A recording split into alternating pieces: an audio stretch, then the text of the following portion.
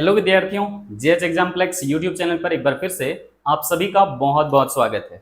विद्यार्थियों, आज हम लोग एक नया टॉपिक करने वाले हैं जो कि है डिमांड कर्व डाउनवर्ड स्लोप क्यों होता है। यानी कि ये टॉपिक जो है आपका मांग के नियम से रिलेटेड है। और इससे पहले एक और भी टॉपिक पर हम लोगों ने बात किया हुआ था कि मांग को प्रभावित करने वाले कारक कौन कौन से हैं। अगर उन सारी चीज़ों को आपने देखा हुआ है तब तो ठीक है, लेकिन अगर नहीं देखा हुआ तो सारी वीडियो का लिंक आपको इस वीडियो के डिस्क्रिप्शन बॉक्स में मिल जाएगा, वहां से जाकर के जरूर आप देख लीजिएगा। चैनल्स पर बहुत सारे सब्जेक्ट्स एक साथ में करवाए जा रहे हैं। VBU से रिलेटेड जितने भी आपके सब्जेक्ट्स हैं लगभग, तो आप उन सभी को प्लेलिस्ट पर जाकर के चेकआउट जरूर से जरूर कर लीजिएगा।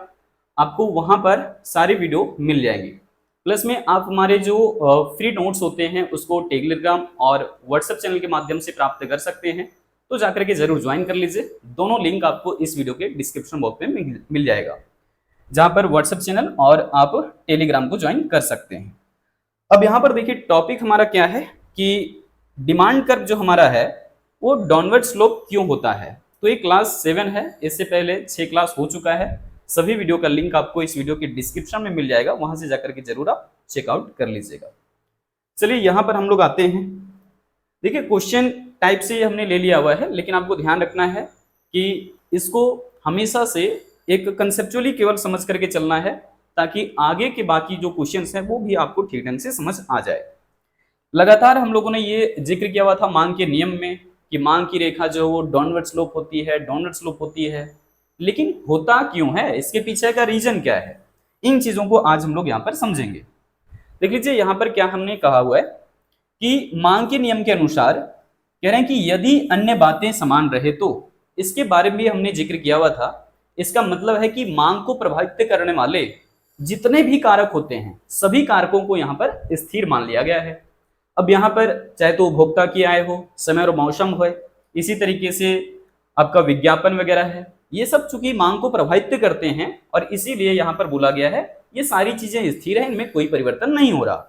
लेकिन सिर्फ परिवर्तन किस में हो रहा है, कह रहे हैं कि किसी वस्तु के मूल्य में वृद्धि होने से मांग क्या होती है, घट जाती है। और इसके उल्टा भी अगर देखें तो मूल्य में कमी होने की वजह से मांग बढ़ जाती है। मतलब कि आप ये कह सकते हैं कि मूल्य बढ़ने से यहां पर क्या हो रहा है, मांग की मात्रा कम हो जा रहा है। लेकिन अगर मूल्य कम है तब जाकर के मांग की मात्रा अधिक हो जाता है। यही तो बताता है मांग का नियम। यानी कि वस्तु के मूल्य और मांग के बीच में कैसा संबंध है, विपरीत संबंध है। यानी कि एक्स वस्तु का मूल्य और एक्स वस्तु की मांग की मात्रा के बीच संबंध अगर देखा जाए तो ये विपरीत संबंध है, आप ऐसा कह सकते हैं। ठीक है, अब यहां पर देखिए सबसे पहली बात कि डायग्राम तो आपने समझ लिया है, जहां पर हम लोगों ने बात किया था मांग के नियम का डिटेल में। लेकिन ये मांग की रेखा डाउनवर्ड स्लोप होती है तो आखिर क्यों होती है, कारण क्या है, कारण पर हमें ज्यादा फोकस करना है। लेकिन यहाँ पर आप देख लीजिए कि एक्स एक्सिस पर हम लोग रखते हैं क्या है, मांग की मात्रा को, वाई एक्सिस पर क्या रखते हैं, मूल्य को। इसीलिए वाई अक्ष को मूल्य अक्ष या फिर प्राइस एक्सिस कहा जाता है, जबकि एक्स एक्सिस को मांग की कह सकते हैं रेखा, या फिर मांग अक्ष कह सकते हैं, या फिर मात्रा अक्ष कह सकते हैं, क्वांटिटी एक्सिस कह सकते हैं, जो भी आप नाम देना चाहें दे सकते हैं। ये जो मांग की रेखा है DD, ये आप देखेंगे डाउनवर्ड स्लोपिंग है, बिल्कुल आपका लेफ्ट से राइट की तरफ जा रहा है। पहले लेफ्ट की ओर था, अब राइट की तरफ जा रहा है। क्यों जा रहा है, इसके पीछे का रीजन क्या है। एक चीज तो यहाँ पर आपको क्लियर है कि मूल्य और मांग के बीच में विपरीत संबंध है, इसलिए ऐसा दिख रहा है। तो जब भी हम लोग देखते हैं कि दो वेरिएबल्स है, जैसे कि मूल्य और मांग, दो वेरिएबल हैं, दो चर हैं, और दोनों के बीच में संबंध हमें उल्टा दिखाई दे रहा है कि प्राइस बढ़ने से डिमांड कम होता है, प्राइस घटने से डिमांड ज्यादा होता है। लेकिन कब, यदि अन्य बातें समान रहे तब। ठीक है, ये चीजें क्या है, अन्य बातें समान रहे, तो इसको हम लोग कह रहे थे मांग के नियम की मान्यताएं। अगर आपने उस वीडियो को नहीं देखा है तो जाकर के जरूर देखिएगा, हमने मांग का नियम जो है डिटेल में आपको बता दिया हुआ था।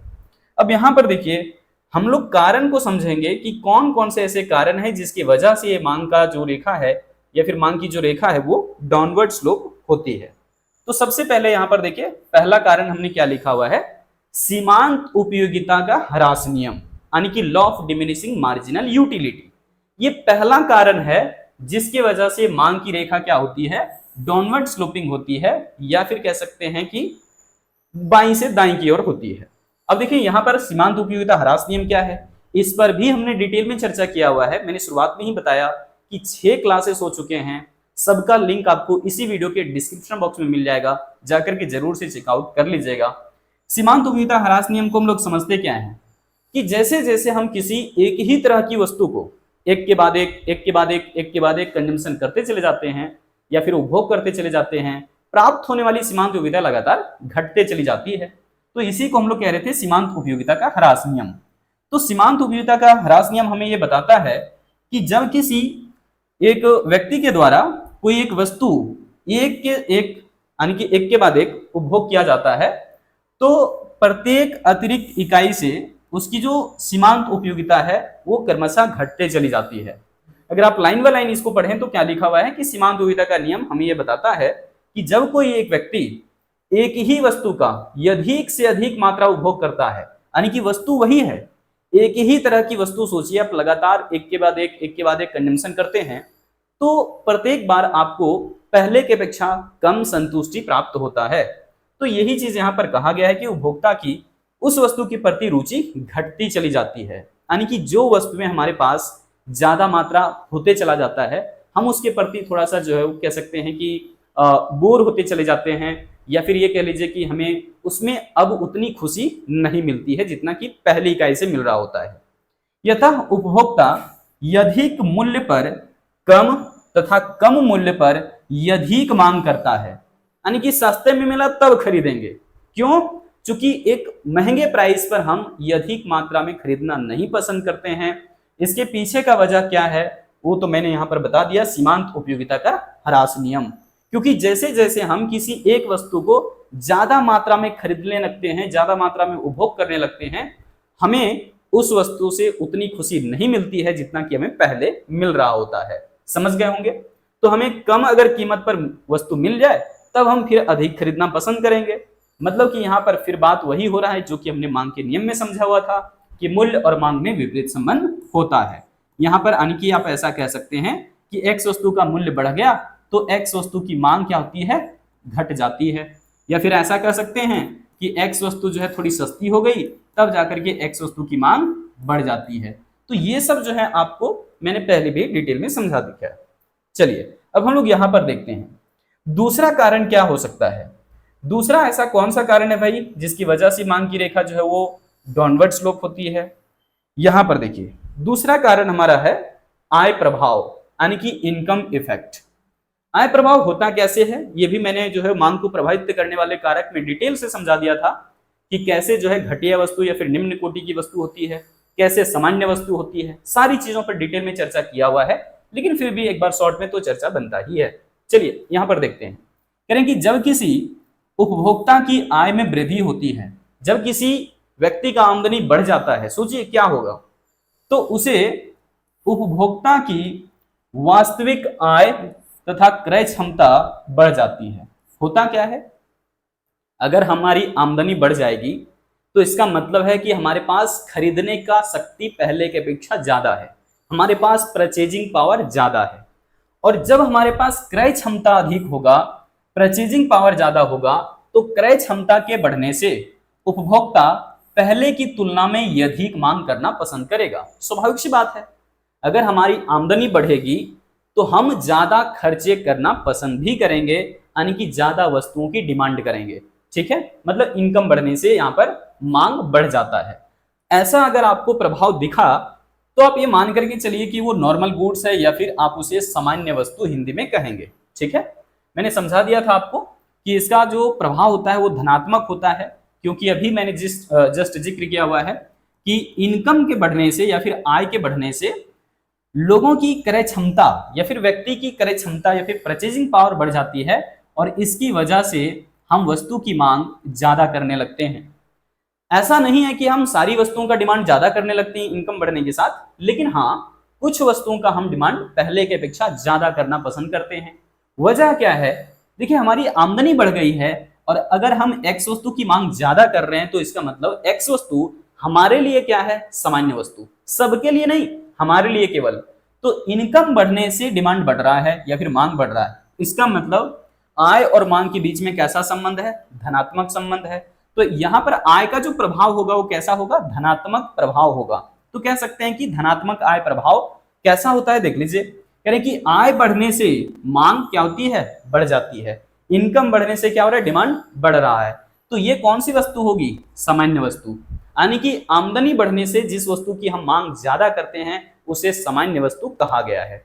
अब यहां पर ध्यान दीजिए, एक होता है ऋणात्मक आय प्रभाव यानी कि नेगेटिव इनकम इफेक्ट। इसका मतलब क्या है? देखिए भाई, जब भी हमारी आमदनी बढ़ेगी तो जरूरी नहीं है कि सारी वस्तुओं का डिमांड हम ज्यादा करने लगें, बल्कि हाँ, कुछ वस्तुओं का डिमांड ज्यादा जरूर होता है, लेकिन उसी समय इनकम जब हमारा बढ़ जाता है तो कुछ वस्तुओं की मांग हम कम भी करना पसंद करने लगते हैं। वजह क्या है? कि हम उसे घटिया या फिर तुच्छ वस्तु समझने लगते हैं, क्योंकि हमारी आमदनी बढ़ जाती है और इसी वजह से हम उस वस्तु को अब उतना अच्छा नहीं मानते हैं। तो इसका मतलब है मांग हम कम करने लगते हैं, यानी कि आमदनी बढ़ जाने से अगर मांग घट जाती है तो ऐसी वस्तु को आप घटिया किस्म की वस्तु कहेंगे या फिर निम्न कोटि की वस्तु कहेंगे या फिर अंग्रेजी में इंफीरियर गुड्स कहेंगे। क्लियर हो गया होगा? चलिए, अब यहां पर तीसरा प्रभाव देख लीजिए। तीसरा प्रभाव क्या बन रहा है? इसको हम लोग बोलेंगे प्रतिस्थापन प्रभाव या फिर सब्स्टिट्यूशन इफेक्ट। ठीक है, तो सब्स्टिट्यूशन इफेक्ट क्या होता है भाई? ये भी मैंने आपको समझा दिया था मांग को प्रभावित करने वाले कारक में, जहां पर हम लोग पूरक वस्तु और प्रतिस्थापक वस्तु को डिटेल में समझे हुए थे।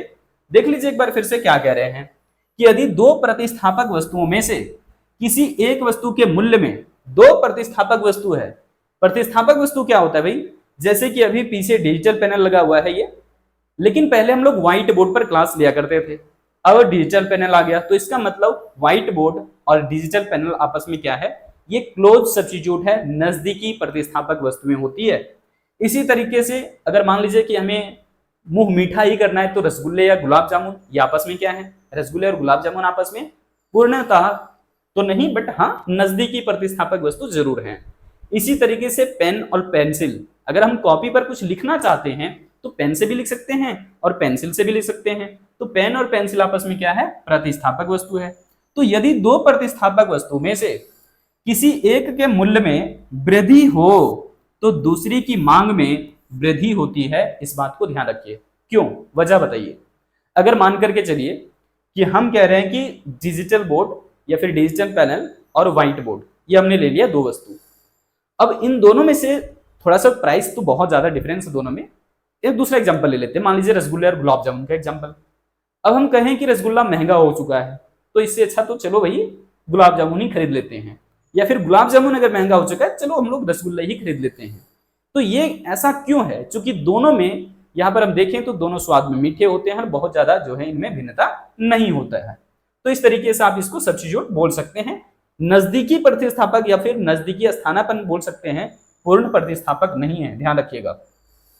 तो अगर दो प्रतिस्थापक वस्तु में से एक का मूल्य जहां बढ़ जाएगा, स्वाभाविक सी बात है कि दूसरी वस्तु की मांग वहां पर बढ़ेगी, क्योंकि एक वस्तु जब महंगा हो जाएगा तो लोग उसे महंगा समझते हुए दूसरी वस्तु की डिमांड करने लगेंगे, क्योंकि दोनों वस्तुओं में बहुत ज्यादा भिन्नता नहीं है। चलिए, इसके विपरीत एक वस्तु के मूल्य में अगर कमी हो तो दूसरी वस्तु की मांग में भी कमी हो जाएगी। एक वस्तु अगर सस्ता हो गया है, दोनों प्रतिस्थापक वस्तुएं हैं रसगुल्ले और गुलाब जामुन, लेकिन अगर रसगुल्ला सस्ता हो गया तो लोग रसगुल्ले की डिमांड करेंगे, क्योंकि गुलाब जामुन स्वाभाविक से महंगा दिख रहा है लोगों को। तो यहां पर आप ये कह सकते हैं कि एक का मूल्य जो है यहाँ पर कम हो जाएगा तो दूसरे का मांग कम हो जाएगा, आप ये कह सकते हैं।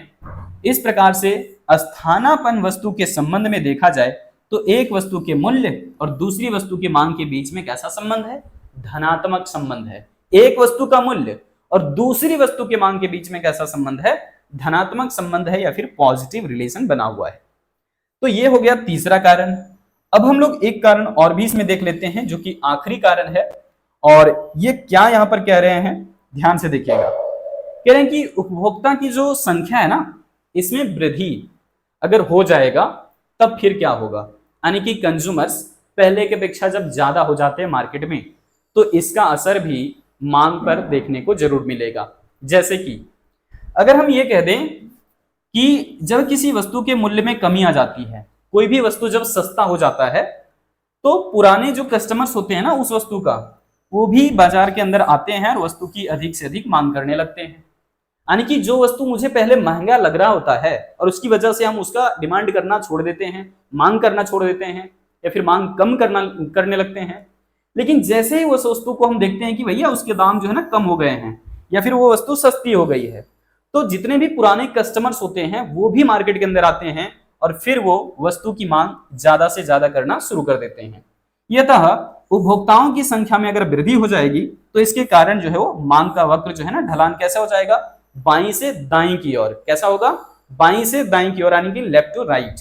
अब देखिए यहां पर, और एक कैसा होता है भाई, तो स्लोप इसका जो है ना नेगेटिव बनेगा या फिर ऋणात्मक बनेगा। वजह क्या है, क्योंकि दो यहां पर जो हमने वेरिएबल्स की बात किया हमेशा, कि एक आपका जो है प्राइस एंड दूसरा है क्वांटिटी डिमांड, यानी कि वस्तु का मूल्य और मांग की मात्रा। इन दोनों के बीच में कैसा संबंध होता है, विपरीत। और इसी वजह से मांग की रेखा कैसा बनेगा, स्लोप नेगेटिव स्लोप बनेगा या फिर ऋणात्मक ढाल वाला बनेगा। तो उम्मीद है आप समझ गए होंगे कि कौन कौन से वजह हैं या फिर कौन कौन से कारण हैं जिसकी वजह से मांग की रेखा बाईं से दाईं की ओर ऋणात्मक ढाल वाली होती है। मैंने फिर से जो है एक बार कह देना है आपसे एक ही चीज, कि जितना ज्यादा हो सके इस चैनल पर जितने भी वीडियोज आपको हम प्रोवाइड करने की कोशिश कर रहे हैं, उन सभी वीडियो का फायदा जरूर से जरूर उठाइए। और कंप्लीट जो नोट्स है वो टेलीग्राम चैनल और व्हाट्सएप चैनल पर आपको अपडेट मिल जाता है बिल्कुल फ्री ऑफ कॉस्ट। और बाकी सब्जेक्ट्स भी आपको जो है इसी चैनल पर दिया जा रहा है, जिसका नाम आप देख रहे हैं जेएच एग्जाम्प्लेक्स यूट्यूब चैनल है। तो जाकर के बाकी दोस्तों को भी बताइए, और प्लेलिस्ट पर बहुत सारे वीडियोज हैं। अगर आपके सब्जेक्ट से रिलेटेड मामला है तो देखिए, और आपके सब्जेक्ट का रिलेटेड मामला नहीं है तो फिर फ्रेंड्स को आप शेयर करिए बातें, ताकि वो भी इस वीडियो के अंदर जो भी चीजें बताई जाती है उसका लाभ उठा सकें। आज रखते हैं इस वीडियो में इतना ही, फिर से मिलेंगे किसी अगली वीडियो अपडेट के साथ। जय हिंद।